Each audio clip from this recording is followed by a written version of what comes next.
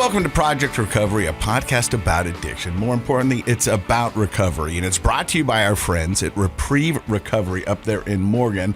Without their support, we wouldn't be able to do this weekly podcast, so we wanted to say thank you to them. For more information, check them out online, reprieverc.com. I'm Casey Scott. That's Dr. Matt Woolley, and you're a little under the weather, Bubba. Yeah, I'm recovering from a cold. Well, I still have it. But I think I'm better today than yesterday. But the show must go on. Right. So you're here. We're dedicated. We got some tissue. Yeah. We've got some hand sanitizer. We got hand sanitizer, tissue, cough drops, and some tea. And when I brought you the hand sanitizer, I told you, here's a little fun fact. Yeah. You can't have traditional hand sanitizer in recovery. How come? Well, because there's alcohol in it. And believe it or not, the disease gets so bad that sometimes people think eating or drinking hand sanitizer is a good idea. It's an idea. And it's not a good idea. It's not a good idea. But people will also drink rubbing alcohol. Yeah. I don't know if I've told you this story, but so we're in recovery, right? And once a week they take us to Walmart. So you get 15 addicts, you put them in a van, and they take us to Walmart. Yep. And so for the first trip to Walmart, I told everybody, I was like, I think I'm just going to stay back. And they're in like, the van, you stay in the van? And so, to be honest with you, the reason I wanted to stay back was I didn't want to get noticed in the Walmart traveling with 15 addicts, picking up stuff while I was in recovery. Fair enough. And I actually talked to my therapist about this. And he says, that's really just kind of like hiding. And our secrets keep us sick. You know what I mean? If you're going to get past this, you kind of have to own this, know. And so, unfortunately, next time you go, we're going to make you go in. So the first time you stayed in the van? Yeah. Okay. Because I just, in my head, and not that I think I'm a big deal or anything, but I didn't want to be. You get noticed a lot. I didn't want to be in Walmart and have somebody go. And after my mugshot had gone out across the state, and after I no longer on TV, and people see me, I didn't want to have that awkward conversation. Especially with strangers. So okay, let me finish that story, and then I'm going to go to a second story. Yeah, good. And so we're in there, and I befriended this guy. Yep. And everybody's in there getting, treats or food, deodorant. And as a matter of fact, today I still use the nail clippers that I bought in Walmart while I was in rehab. Quality. Yeah, they're good ones. Yeah. And my buddy goes, I'm going to get some cologne. And I go, what? He goes, yeah, I'm going to get some cologne. I go, we're in rehab, man. Yeah. I don't think you need cologne. He goes, well, I like to smell good. I go, okay. So he gets the cologne. Yeah. When we get back to the house, there's a guy standing at the door, and you have to hand over your bag so he can search through your bag to make sure there's nothing in there that shouldn't be in there. Because people will try to sneak stuff in or whatever it may be. Sure. Yeah. And so we go through there, and he's in front of me, and he goes, and I'll take this. And I go, what'd you get? And he goes, he just took my cologne. But there's alcohol in cologne. Was his plan to drink the No, I think he just liked to smell good. Oh, okay. It's a little weird. Yeah. For rehab, but all right. But and I think it was Curve or something, for men. So really quality cologne, yeah. And so he goes, well, you can't have this in your room because there's alcohol in it. He goes, I'm not going to drink it. And he goes, that's what everybody says, but we can't have it in there because somebody might. Yeah. And so every time this guy wanted to smell good, he'd have to go down to the medicine cabinet and talk to the nurse and go, hey, can I have a spray of my cologne? And so the person running the medicine cabinet would have to reach over and spray him and then put it back in the lockbox. Maybe we need a priorities check. But he did smell good. I'm sure he did. Okay. Yeah. The second part of that, a big part of my recovery was fitness. So once a day, we'd all load up in the van, 15 of us, and they would take us to a gym. And while we're at the gym, I'm working out, and I really started to like working out again, and it really seemed to help my recovery. It's where I got in my head, and all these good things started to happen. So much as the fact that it's a mindfulness activity. Yeah. If you're really working out with a plan, you're focused in the present. It's very good for you. And as a matter of fact, today it's still a big part of my recovery. And another thing I liked about working out in recovery is that the changes were noticeable sooner than the other things that would happen to you. You know what I mean? Because when I went into recovery, I was 45 pounds heavier than I am now. Really? Yeah. Okay. And so here's what they'll tell you. In recovery, alcoholics will lose weight. Heroin and meth will gain weight. Yeah, that makes sense. And so I could notice some changes in my body, and that gave me positive vibes and made me want to keep pushing it and keep going further. Yeah. But while I'm in there, I look over, and there's the owner of Real Salt Lake. Huh? He's not the owner now. Check-Its? No, Deloy Hansen. Oh, Hansen, yeah. Okay. Who's just got a ton of money. Yeah. And I've known him from, TV appearances. He's been on my talk He's a show. big real estate guy. Big real estate guy. Yeah. And I'm working out, and Deloy goes, "Hey, I didn't know you work out here." You're like, well, I do now. I go, "Well, I have been for a little bit." He goes, "How long you lived here?" I go, "I don't know, about 22 days." Because I was into my 45-day stay just on day 22. And so we didn't talk about recovery, but I think when we left, he was like, "Oh, that's right." Yeah. Yeah. Clicked, huh? And so, I guess that's what I'm saying is that you can't have hand sanitizer in there because people will drink it. And that's how bad the disease is. Yeah, I was going to say that's exactly how bad the disease is. Something no one would ever think to drink rubbing alcohol or hand sanitizer until they're that desperate, right? Yeah. And that's the disease talking. But I guess that we should say that should show you how bad it is, that you think drinking rubbing alcohol was a good idea. Or people who say it's just a choice. Yeah. Yeah. That they don't know desperation like Nobody that. chooses to put hand sanitizer in their mouth. No.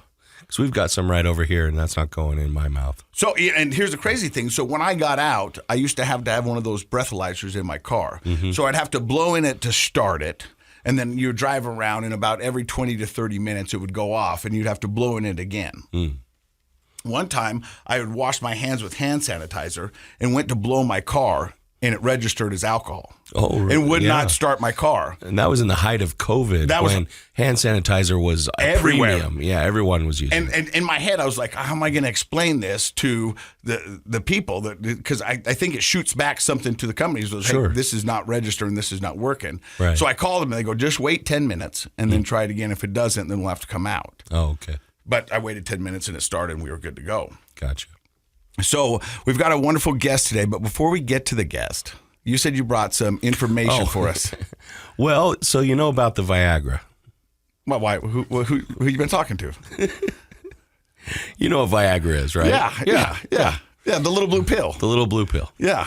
And so people don't usually like to talk about the little blue pill, but did you know it may be getting rebranded? No. It's true. Well, let me tell you what I know about Viagra. Okay, yeah, I want to know. And you can fill a book with the things I don't know about Viagra. Okay, yeah. But the things I do know, that it originally didn't start out as a pill to help you in the bedrooms. Right. It started out for your heart, right? Exactly. And a side effect of it was the bedroom part. Yes. And then they rebranded it and said, hey. Because it worked better for that than the cardiovascular stuff. Okay. Right.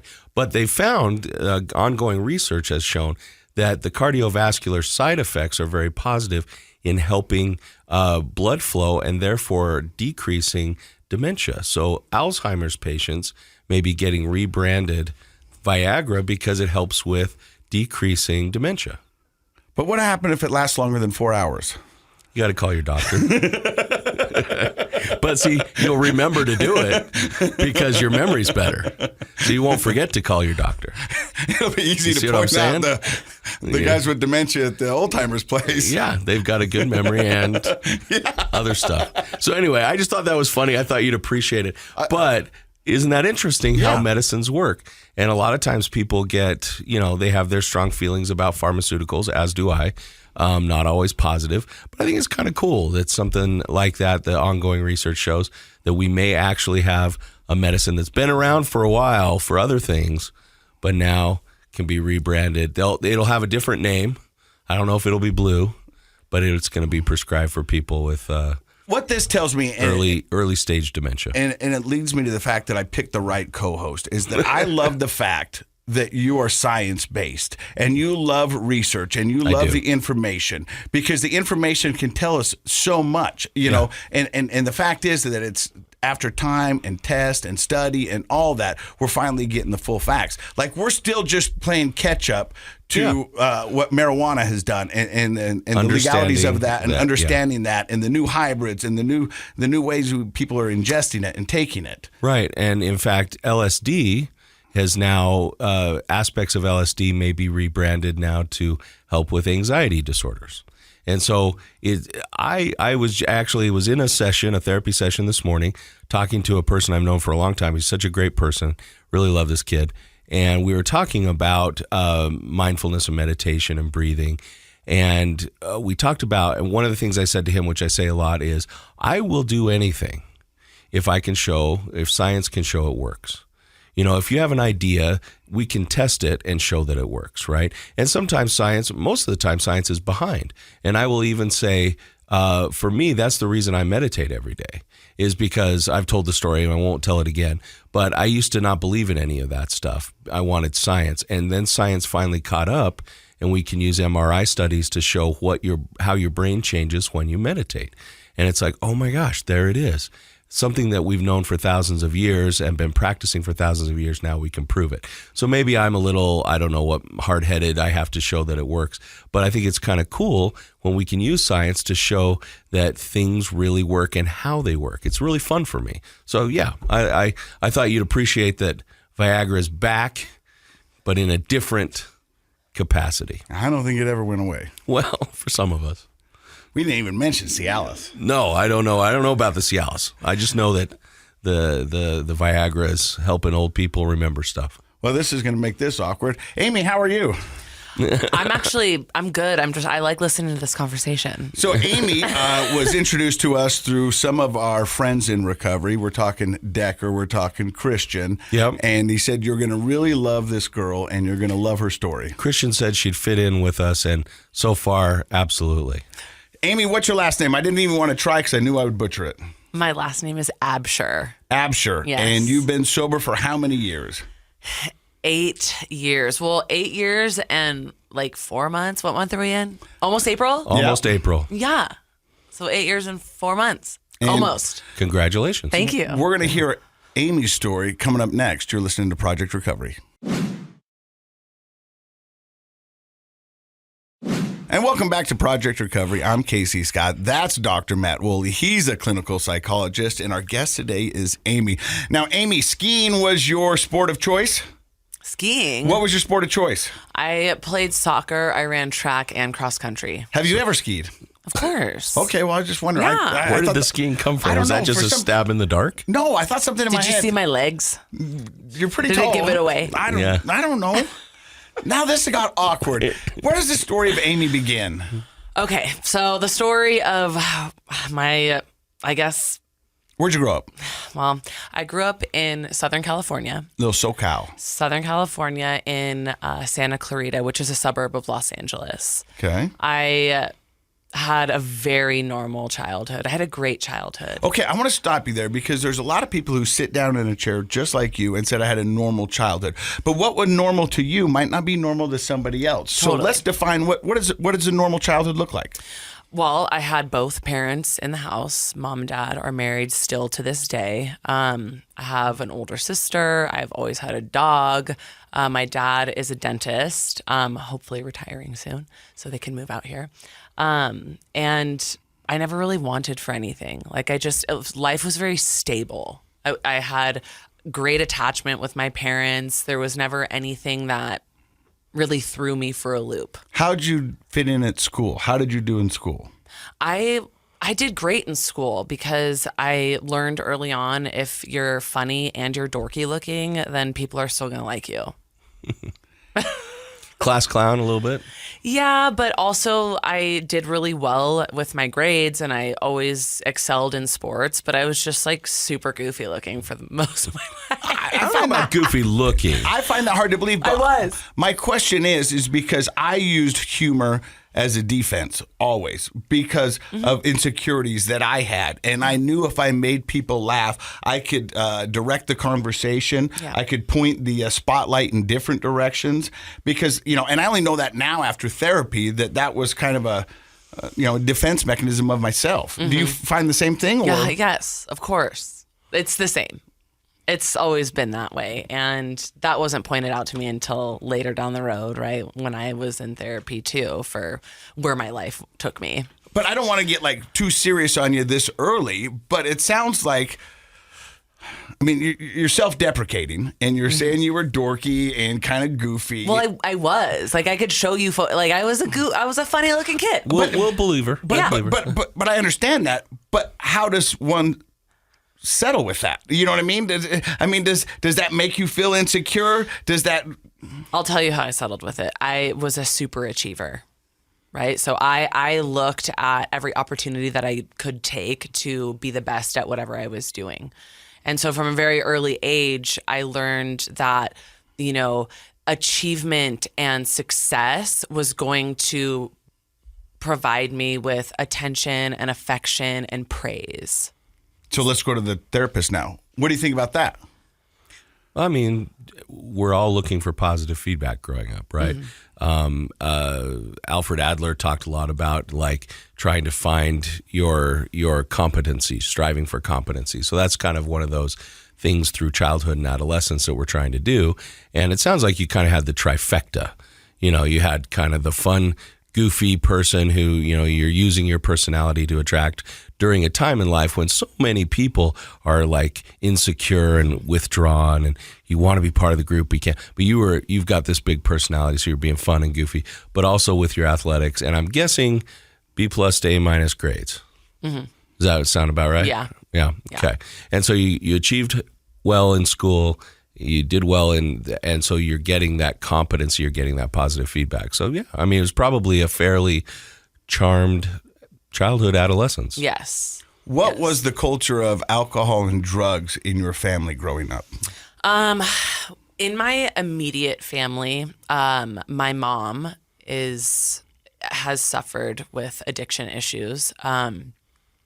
But that wasn't revealed to me until much later on down the road, which is very interesting. Can I ask a personal question? I'm going to ask anyway, I guess. But in medical families, and especially dentistry, there's a little bit extra access to things like painkillers. Was that something happening in your home?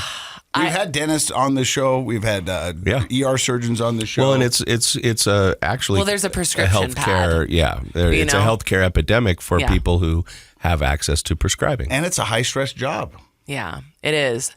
Well, so my mom, she suffered with addiction stuff, and actually, my mom's side of the family, all of her siblings suffered from addiction in one way or another. Mm-hmm. So it really ran rampant on my mom's side of the family, and I am her carbon copy. Mm. Like genetically, we are this. You'll see a picture of her, and that's got to be your mom, without even meeting her. It's funny how that happens sometimes. Uh-huh. So I was blessed with that genetic mutation. And we call it a predisposition, right? Mm-hmm. And it truly is that some people have that genetic predisposition, runs in families, you can see it, and it's a tough thing to dodge if you picked it up. Yeah. So was the culture, did they sit you down and tell you drugs and alcohol are bad? No. It wasn't really addressed like that in my family, and I think because from a young age, I learned that if I performed very well on the outside, that nobody would know what's going on behind closed doors. And, I had my sports friends, and then I had like my burnout friends.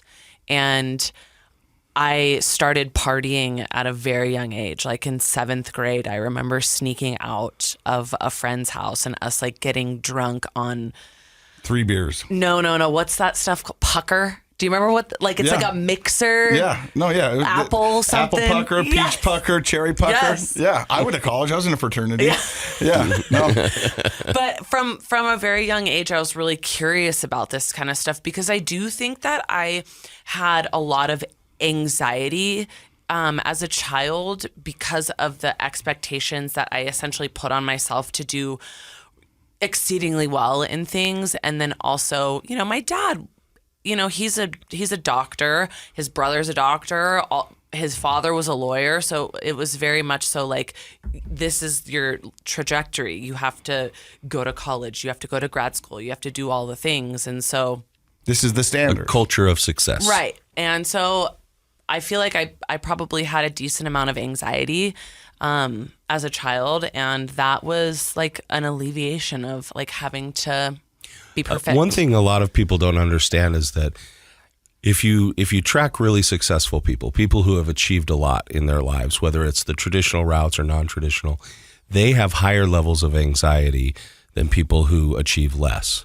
Mm-hmm. And so you'd say, well, how can that be? It's, well, to a point, anxiety serves as sort of a motivator and a fuel. I remember being in graduate school and having my anxiety, and it's like, can't go to bed until you get everything done. And you can't sleep in because you know you're behind the 8 ball and you don't have all your work done. Because if you don't get that stuff done, the anxiety won't go away. But if you feel like you can accomplish it, then maybe the anxiety will go away, right? And it does. You know, when you set a goal and you achieve it, you have a reduction in anxiety. Now, there is a point where anxiety becomes counterproductive, right? And it sort of freezes a person and they can't perform anymore. But if you can keep it on the other side of the dial, then anxiety is a motivator. So I'm guessing, just like on your mom's side of the family, you may have inherited a predisposition towards addiction. On your dad's side of the family, you may have inherited a predisposition towards anxiety because you have this other side of the family that's highly achievement and success oriented. And I'm imagining that to some degree they were able to manage that and sort of filter it into these academic achievements, right? Like being doctors. Yes. And at that age too, I didn't have the words or the ability to like talk about how I actually felt because I didn't understand it. And I think that's usually a recipe for disaster when it comes to the onset of like addictive behaviors and stuff, because kids don't know how to, Well, that's the thing is I remember being in my 20s and my older brother called me up and goes, I had a panic attack. And I go, what the heck is that? You know what I mean? Well, we didn't even have the vocabulary. And I was like, that's weird. And he's like, yeah. And he goes, it's like a heart attack. And I go, what is wrong with you? You know what I mean? I mean, like, because I didn't have in my 20s, I didn't have the vocabulary to deal with that. I was like, I don't know what that is, man, but it sounds weird. Well, we're living in just the last decade, we're living in a very different mental health world. And prior to 10 years ago, even the early 2000s, it wasn't talked about. Terms like panic attack and those kinds of things, recovery, that type of terminology just wasn't used. And so I think we kind of just, oh, that was a weird experience, I'm going to pretend I didn't have that, and just kind of stuff it down, right? Or use drugs and alcohol to self-medicate. That generation. So 7th grade, you start drinking pucker. I start drinking pucker, okay? And do you instantaneously like it? No. I never really enjoyed like alcohol, and I liked to smoke pot when I was like in 8th grade, 9th grade and stuff like that. But alcohol was never like your jam. It wasn't my jam. I later down the road decided I like drugs, How did you get to that point? I mean, so throughout high school, were you an athlete? Yes. And everything was good, excelled in that? So here's the like shortened, condensed version. Okay. Great childhood. I had the propensity for addiction that my parents never spoke to me about. So I really didn't have that safeguard, I guess, in place. Not that I would have probably listened to it anyways. And I'm moving through high school and I started playing soccer at 4 years old. So soccer was my life, from the time I was 4 years old all the way up until I was like, are we getting back to your 20s. Long legs? Is that where we're going with this? Yeah. Well, we'll get there too later on.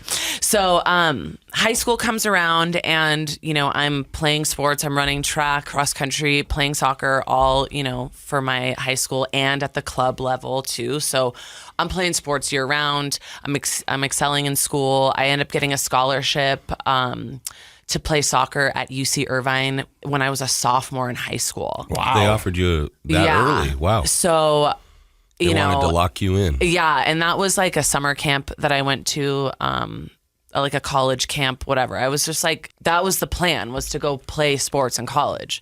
That was like the buildup. And so I drank and I drank and like partied problematically, but it wasn't anything that I thought was different than any other teenager experimenting.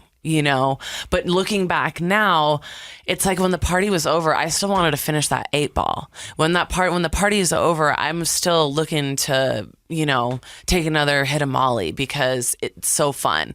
And it never affected my schoolwork and it never affected any of my sports or anything like that. So it was problematic, yes, but you seem to be checking all the other boxes, so it wasn't a cause to worry yet. And that was the double life. That was when I figured out that like if I got really good at living as two different people, then nobody could be upset with me about, or nobody would find out what I'm doing. And see, in my history and in my addiction, every once in a while, the addiction would rear its ugly head and I would do something stupid or get in trouble. But I was doing all these other things well. So I would always deflect and go, it's not that big of a problem. Look, over here. Look over here. Look at all the good stuff I'm doing. Yeah, I messed up, but we're all human. And I think what she's saying is similar to your story where you've told you'd go back to pay the tip so you could finish people's drinks. Yeah. At the end of the night, I was like, why are we quitting? Yeah. Hey, there's still alcohol in there. Let's keep going. Yep. You guys want the fun And to end? I was going to say, it's interesting that you were comparing yourself to your peers.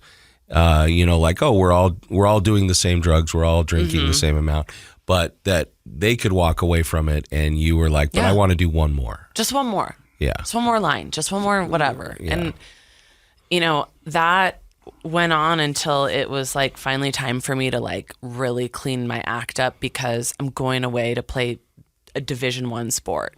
And my like senior year of high school, I was like, okay, I'm done. I don't want to, I have this incredible opportunity that I don't want to like squander away. I'm going to pass all my drug tests for the NCAA and like just focus on sports. And let's just pause. I have the awesome opportunity as a psychologist working at the University of Utah to work with Olympic hopeful athletes and Division I athletes and some professional athletes. And what she's saying, Casey, being a Division I athlete is, you're a top 1%er. Yeah. So I just want to put that in perspective, that the ability to get a Division I athletic scholarship is very unusual. There are a lot of people that don't qualify for that. So the fact that you were doing drugs and drinking throughout high school and still managed to get yourself a Division I scholarship is extremely impressive. And still understanding what an opportunity this is. So you decide to clean up your senior year. Yeah. How'd that go? It was great. It was fine. You did it. I remember like, because my mom knew that I smoked weed, and I was like, I don't know if I'm going to pass these drug tests, and she's like, drink vinegar, it was like and I don't know if that works. I don't know, but I did it anyways, and whatever, I was fine. But kind of a probiotic hit, whatever. Right? Yeah. People who listen to this podcast are going to buy vinegar right now. Yeah. It doesn't work. It will not help you pass your UAs. Our producer's looking to the sky. I don't think the answer's I'm up looking there. at you. Okay, don't do it. So so I enter into my freshman year, and I also ran track, and I played soccer and cross country. So 3 sports at the Division I level. That's amazing.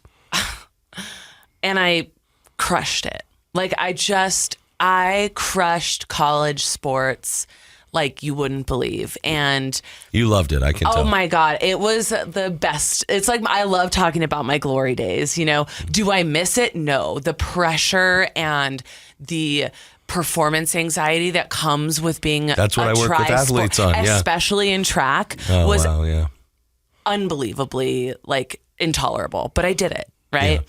And during college, like I drank a little bit here and there. I'll smoke weed on the off seasons, maybe, but my addiction was fully invested into my sports. Eat, sleep, breathe, whatever I was doing, running, lifting. And that lasted all through college? All 4 years. And then I was like a scholar athlete, and it was big woman You're on living campus. the life. Yeah, and I was like I felt like this was the pinnacle, and then after college, like it was just gonna catapult me into who knows what. Right. And so throughout college, I want to go back and tell you guys this. My entire identity was being an athlete. My entire identity was being a really good student, an exceptional athlete, and that's all I was, right? When I graduated from college, I was lost because I had no idea who I was. And so I'll back up. So my senior year of track, I have a stress fracture in my pelvis from training, right? And my coach and the sports medicine doctors are all there saying, well, you can either run through it and we'll manage it, or you could sit your last season. And I was like, I'm not going to sit my last season. Like, hell no. And so when they say run through it and manage it, that's with the help of sports medicine, not pain pills because of the drug test NCAA, but like I would, after practice, a lot of PT and all that, yeah. every day. ice baths, massages, like anything you can imagine. But essentially, that's an old school way of just saying tough it out. Yeah. And so I toughed it out. And that decision changed the course of my life forever. In what way? That decision to not listen to my body set me up for what was later to come as far as addiction goes. So you graduate college. What's your degree in? Sociology and business management. But you said, using your own words, which I can't use, you were lost. I was lost. Well, you know, that happens a lot when people are really, at a young age, really successful in one or two areas of life. So you're really successful in school and sports. Yeah.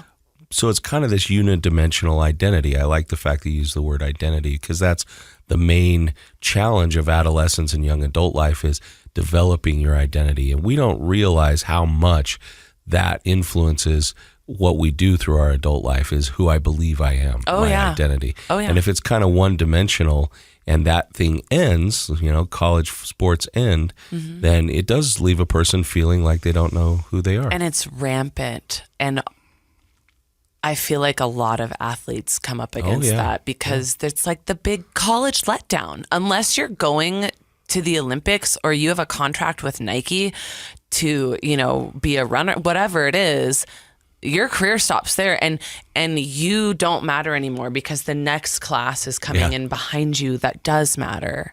Yep. And so I graduate from college. I ended up PRing in my in the mile, which was my event. Like 4:36 for the mile. Holy cow. Yeah. That is flying. And I was on this high, right? And then I graduate. And then I'm left with this injury. My mom gets diagnosed with cancer. I'm then and I've left this out, but I used to have a terrible picker when it came to men.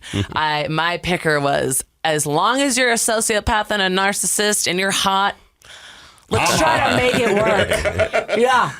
I thought the red flags were a party. I didn't know they were. I love the honesty. I love the honesty in the room right now. It's true. Yeah. I was like, what, you know, it was a challenge. Yes, I did. And yes. So it was the perfect storm. I had this injury. I wasn't competing anymore. I had no grades, no races, no matches to dictate the progress of myself and how good I actually am and where I'm going in my life. All of that was gone. And my mom is sick and I'm in an emotionally and verbally abusive relationship with some loser, okay, that I was with for a very long time. And that also plays into my story as well. And so I end up graduating and I end up having to go to a doctor because I wasn't receiving any of that sports medicine treatment anymore because I didn't matter anymore. You're out. And I'm out. And I was put on pain meds and I knew right away that this was for me. Let's be honest. I love how you said my addiction was sports. And it's like an addict no longer having access to their DOC, right? Yeah. And so you are left with all that energy and all that drive, but nowhere to put it. Mm-hmm. And then you have the crisis of the self. Mm-hmm. I don't really know who I am, not consciously, but you just were left kind of feeling hollow, I'm assuming. Totally. And I'm assuming scared and worried about your mom. And then, of course, your boyfriend sounds like a great guy. He was very supportive. He was hot, though. He was hot, yeah. That makes up for a lot for a minute, right? But what's interesting is that you talked about your previous substance abuse through starting at 7th grade all the way through college, and you seemed to be able to take and leave whenever you wanted that. Correct. But as soon as you had that first pain pill, you said, I just knew. I couldn't put it down. And so I went down. This is how, like, you guys are going to laugh at this. So long after my injury was essentially healed, I was still needing to take these pills because I didn't understand that I was like physically dependent on them. And I was like, well, I'm not in pain anymore. So if I like go to the doctor and like med seek, they're gonna know. So I'm just gonna buy them on the street. I'm not a drug addict if I just buy them on the street. I think that's what it means. That doesn't sound like a drug addict at all. Casey, you get where I'm going with that, right? Yeah. Like you just bypassed a whole step in a lot of people's stories. You're like, I'm going straight to the street. I'm just going to go straight to the street. Yeah, I'm like, what? Because the doctor's going to know and they're going to report me and I'm going to get in trouble. Like, But dealers aren't going to turn me in. No. Yeah. Okay. So then I'm, dealing with my mom's stuff. She's healthy as an ox to this day. And I'm in this like horrible relationship. I'm ramping up my use of these pills. And all the while, okay, I've gotten all my credentialing and certifications to be in fitness. I signed a contract with Nike as a fitness model I was on a contract with them for 18 months and I was traveling all over the place. I was a body double for professional athletes. So I'm still having this like success, right? I'm still living over here, but then you're living functioning the dual lives down again. Here. It seems like you're living the dual lives again. Yes. That's where I like went back to. And I'm excelling in my career in fitness and I knew I needed help and I didn't really understand what addiction, like what it was happening to me. I just thought I was physically addicted to these drugs that you become physically addicted to because that's what happens when you do pain pills. Did you ever try to stop and then got really yes. sick? And I was like, oh, no. This is not fun. So I came to my parents. Mom, Dad, I need help. I'm addicted to these pills. And it started when I had my injury and I can't stop. And they were like, okay, what do you need us to do? How can we help you? And so then 2013, I start an IOP program.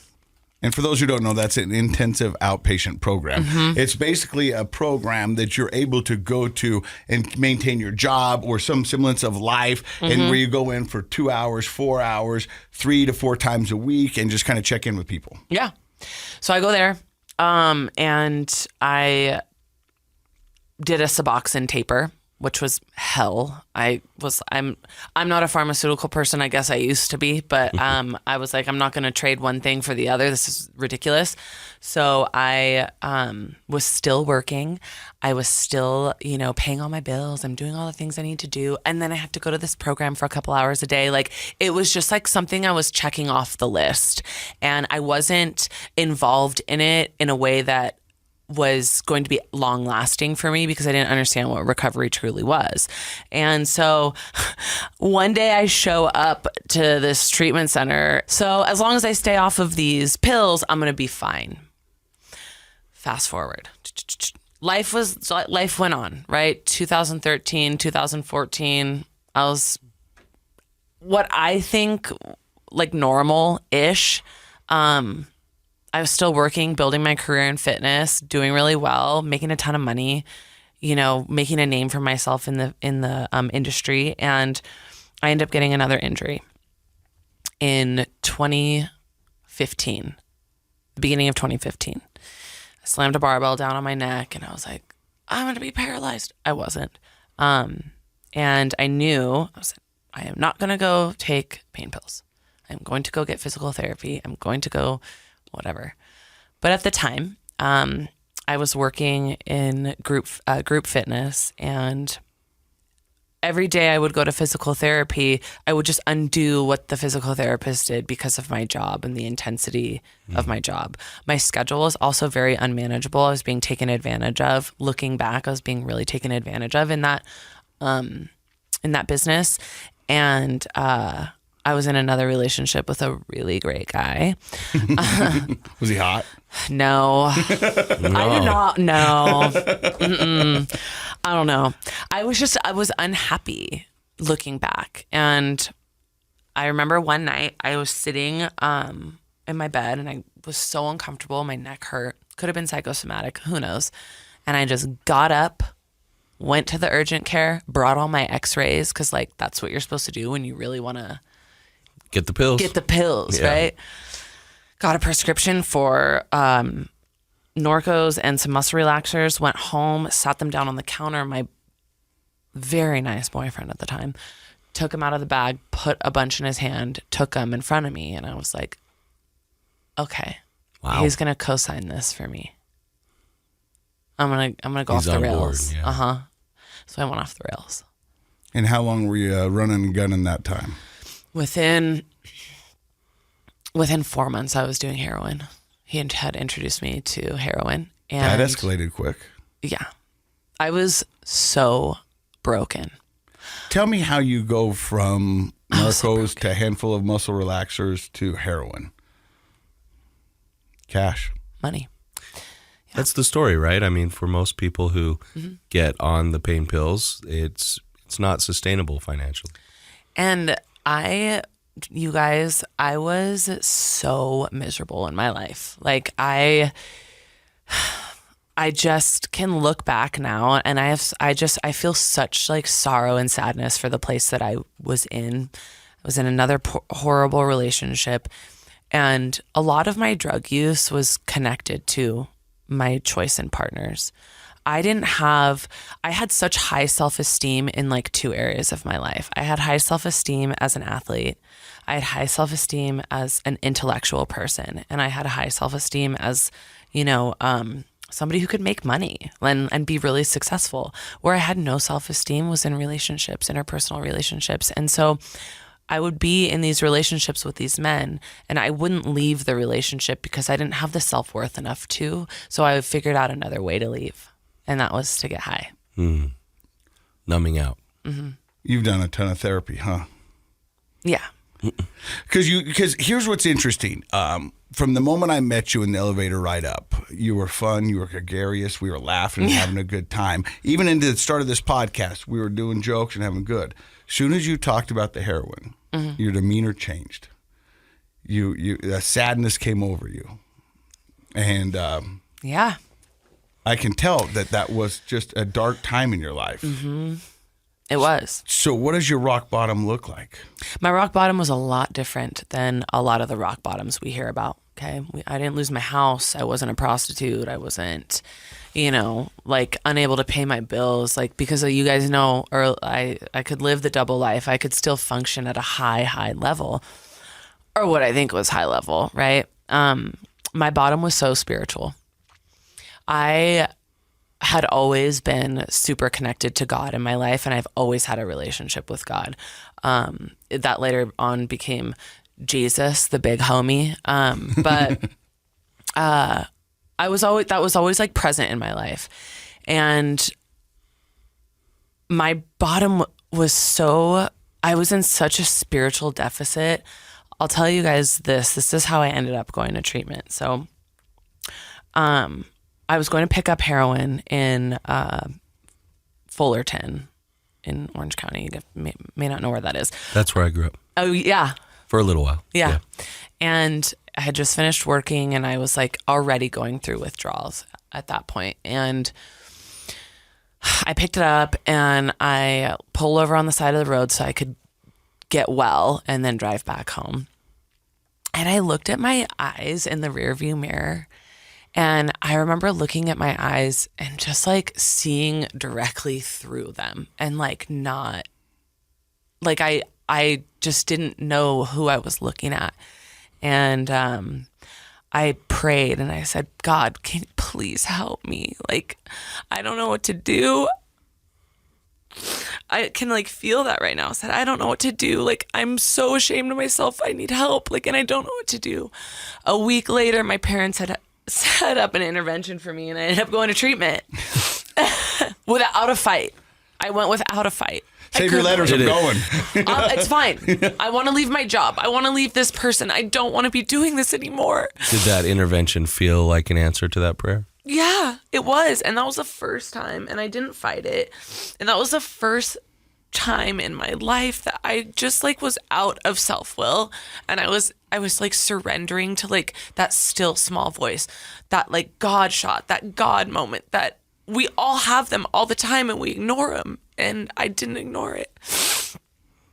And you went into treatment. Yeah, I went to a Jewish treatment center in LA. It was like a big Jewish summer camp. It was the craziest experience of my life. It was a very heavily spiritual program. I had a spiritual counselor, I had a therapist, I had another counselor, and I was like working with the head rabbi because he had big plans for me, you know? And I stayed there as a 27-year-old woman. I gave up everything. I gave up my job, my apartment. I was like, I don't want it anymore because I want to start over. Because if I don't start over, I'm going to die. And I started over completely. And I stayed in this program as a 27-year-old woman in a residential treatment center in Los Angeles for 7.5 months. I lived there. Wow, that's a long time. I threw myself into everything I possibly could. I dove headfirst into this opportunity. I ended up going back to school. I got my education at UCLA to become a counselor because I wanted to understand people like me. I wanted to understand myself even more. Yeah. And then I'm like, I'm trying to fit all in. And then I piloted a program at this treatment center. They hired me when I was in school, and I piloted this program where I brought health and wellness and fitness and nutrition and the principles of counseling together. Because I feel like fitness and nutrition, gut health especially, is so overlooked in addiction. And you guys can talk now. Sorry. No, that was. I mean, I almost wanted just to say amen. Yeah, you know what I mean? Right. Because it felt like you just took us to church. Well, I love that became the focus. Is this? I think the spirituality is another way of thinking about, like self-care, like you loving yourself. You're in touch with that spiritual part of yourself. And part of that is taking care of yourself. So the nutrition's a natural, and the exercise, that's a natural fit. Mm-hmm. And I think finally, just in the last 5 years or so, we're starting to see programs really emphasize that the nutrition, the exercise, and the spirituality are key components to recovery. Yeah, I don't know how much you have studied or know about like the production of serotonin in the gut, right? There are more serotonin receptors in the gut than in the brain, and a lot of people don't understand that. Yeah. And that's where we get butterflies when we're excited and all those things. And if they're off here, chances are they're going to be off down there. Here. Yeah. So now Amy's back. You know what I mean? She took us through that school, and now you're glowing She's again. excited again. But that's what I love. I love the vim and vigor that you have for recovery and trying to understand this disease and doing whatever it takes to get right, surrendering yourself completely, because that's what it takes. Tell us about the gut health, if you can, really quick. What's something about that ties into recovery? Well, when you think of, what alcohol and drugs, like what they do, right? We're looking for a desired effect. We're looking for that dopamine, that serotonin. Euphoric effect. And along with that comes a lot of like destruction to our gut, our GI tract, everything that's down here, right? You think alcohol just burns through all that. And so what that causes is the dysbiosis in gut bacteria. And when we have a dysbiosis in gut bacteria, we have brain fog, we have depression, we have anxiety, we have, we can't sleep well, our sleep hygiene's off, and we just kind of have like a general, like not great feeling going on in here. And so, because you've disrupted that serotonin balance. Yes. And you need a very diverse environment of bacteria in your gut to be able to produce enough of those neurotransmitters that get signaled to the brain to be happy and to have motivation and to be, to think clearly and things like that. That when we get into recovery, yes, we take all the drugs and alcohol away. And unfortunately, the first thing that doctors will reach for is like a psychiatric drug. So like a Seroquel, you know what I'm talking about. Zoloft, Mood stabilizers, Wellbutrin. all that any crap. of those, Rather than letting the person even out and then taking a look at, okay, what is this person eating? How is their diet? What does their diet look like? You know, oh, they're only eating processed foods. Oh, they're eating a lot of sugar, a lot of artificial colors, drinking a lot of Monsters. Red dye. There's a place for medication in this world, though, I will say. I don't wanna... You know what? I love that. I would say it's a conservative and more of a biologically based approach to say, let's even out first. Mm-hmm. Let's kind of balance what we can in a natural way and then see if medicines are still More necessary. homeopathic. Well, I'll tell you this. When I went into that ghetto treatment center in 2013, the one that was like just a hack job, they made me go see a psychiatrist to get my Suboxone or whatever. And this guy, I won't name any names, but this guy, within 3 minutes of me sitting in his office, he told me, I'm going to prescribe you. You have ADHD. You have this. You have that. I'm going to prescribe you this, this, this, and this. This for sleep. This because you're ADHD. You're looking all over the room and this and that. I'm like, I'm in withdrawal. I'm literally going to like lose. I'm crawling out of my skin. He wanted to prescribe me 4 medications in 3 minutes. And that pissed me off. Yeah. That was probably his standard. Yeah. So how did the pilot program go in the rehab? It went really well. They gave me a lot of freedom to design it how I wanted to. And I was able to kind of work the kinks out in that program there for another year or so. And then it was time for me to move back to Orange County. I had been gone from Orange County for 2.5 years because I was committed to like building a foundation. And I didn't know if I was ever going to go back, but I was offered a really great job. And I had been working at the treatment center for next to nothing, basically less than minimum wage. And I was going to school and I was really, I entered into this like real realm of humility that I've never experienced before when it came to like money and working. And that was also part of my lesson too. But I moved back to Orange County and I got back into fitness again with a wonderful studio at the time. And I then started working at another treatment center part-time, just facilitating my own program at a treatment center in Huntington Beach, like once a week. You know, so I was still staying connected. I got licensed to be a counselor and I went through with all that. And then I, you know, was able to do that once a week, but still work in fitness. And like, that was the third year in recovery for me. And like year one for me was all about building the foundation and being really small, like just like getting rid of my ego or who I thought that I was. And the big deal. Yeah. I'm like, it. I ain't different than any of these people. Year two was where I got to really start to put into practice the things that I learned in year one. Year three was when the magic started happening. That's when it got good. Year three was the magic. And then you moved to Utah. I met my husband in year three, my now husband. We ended up getting married like almost 2 years ago, but I met my husband. We moved to Utah the same year we got married. Before we got married, we moved to Utah in July of 2022 because we didn't want to be in California anymore. Sorry. No, we get it. Yeah, I just wasn't into it anymore. My life got really big and I was like doing that whole like big thing again with my life. And I knew that I wanted to start a family with him and that we were getting married, but I didn't want to raise kids in California.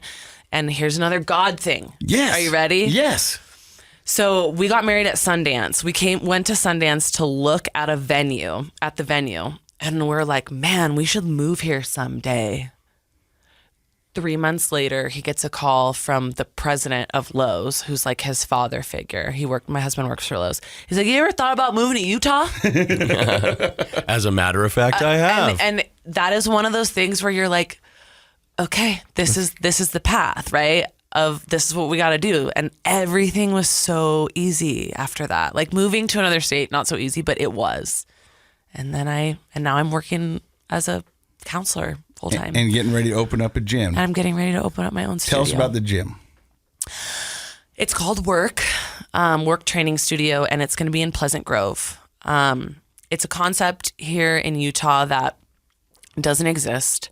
It blends the best of all worlds, right? We got complex barbell work, dumbbells, treadmills, sleds.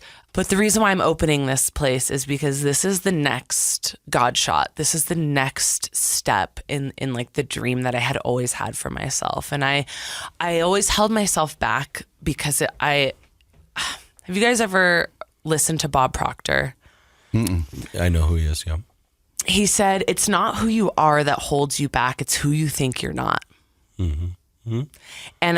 And I have always held myself back because I am not that kind of, there's no way I can own a business. There's no way I can do this. There's no, and I held myself back because I didn't think it was possible for me until I truly got sober and did the work I needed to do.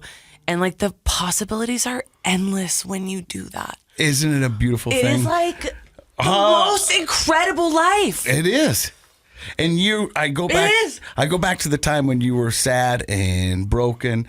And could you ever imagine your life being this good today? No, but I'm so grateful for that because I wouldn't know what this feels like if I didn't have the darkness and the horrible times in my life. I would never have been able to touch this feeling if I didn't experience that. Can't have the light without the darkness, right? Amen, brother. There you go. Preach. She is my favorite. If people want to find out and follow you, they can. When's the website going to be up for the gym and all that good stuff? Well, they can follow me on Instagram first. The website, we're actually throwing up the website on Monday. So, Amy Green Fitness on Instagram. Okay. Is that with an E on the end of green? No E. Green like the color. That's just green. Okay. Yeah. That's my old brand before I got before married. we let Amy go, because she's got to go run a group. Yeah, she's a busy lady. What are your thoughts on Miss Amy? Oh, I feel inspired already. I want to work out on a sled. Right? Yeah. Feel like an athlete again. On that. Yeah. No, actually what I have one question for you. Yes, and sir. that is, after you've had the gym up and running for a quarter, will you come back and tell us about it and maybe bring somebody with you who works out with you? Absolutely. 100%. I would love that. I would love that. Yes. Yeah. The thing I love about Amy is almost everything. Yeah. You know what I mean? Because you are so energetic, you are so vivacious, you are so charismatic, and so honest and real. And what you're describing is what many people go through when they find themselves in addiction.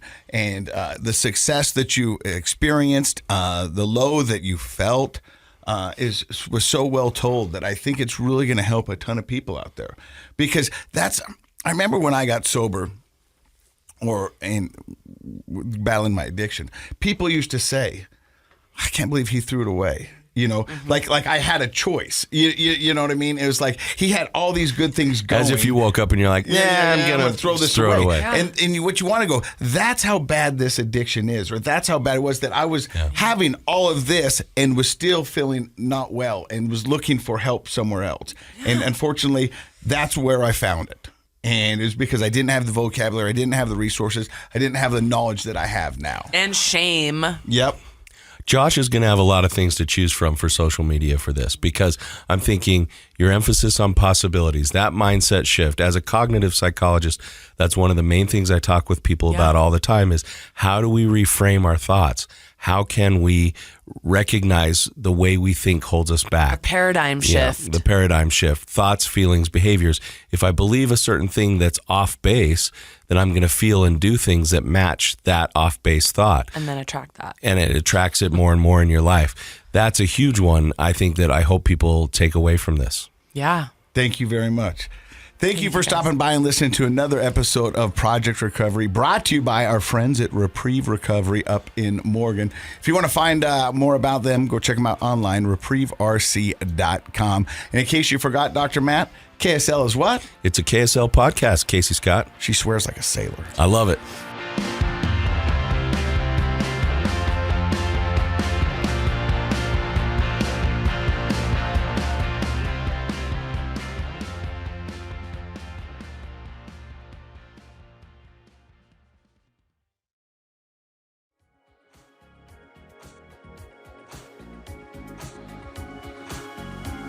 The contents of this program are for informational purposes only. The program is not intended to be a substitute for professional medical advice, diagnosis, or treatment. Always seek the advice of your physician, licensed therapist, or other qualified health provider with any questions you may have regarding a medical condition. Never disregard professional medical advice or delay in seeking it because of something you've heard on this program. KSL does not recommend or endorse any specific tests, physicians, products, procedures, opinions, or other information that may be mentioned on the program. Reliance on any information provided on the program is solely at your own risk.